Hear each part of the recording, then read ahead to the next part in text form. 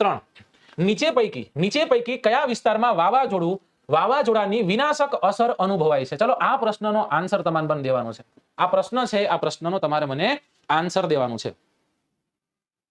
ચલો, સાયક્લોન્સ, ટાઇફૂન્સ, અલગ અલગ નામથી જેને આપણે ઓળખીએ છીએ એની વાત અત્યારે તમારી સમક્ષ આવી છે.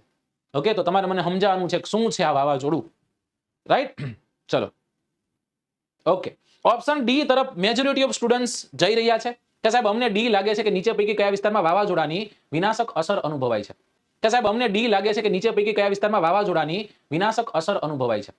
સાચો આન્સર કચ્છ અને સૌરાષ્ટ્રનો દરિયા કિનારો છે.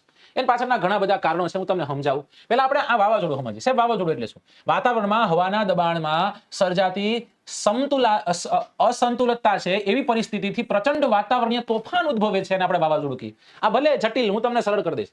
તે વાવાઝોડું કે ચક્રવાત એવા અલગ અલગ નામથી ઓળખાય છે, રાઈટ? આ તોફાની વાતાવરણીય પવનો છે જે વિસ્તારમાં ત્રાટકે એ વિસ્તાર જે છે એ વિસ્તારમાં ભારે તારાજી અને વિનાશને વેરે છે. ભારતના પૂર્વ તટ અને માલાબારનો તટ જે છે ત્યાં ખૂબ વિનાશ વર્તે છે દોસ્તો.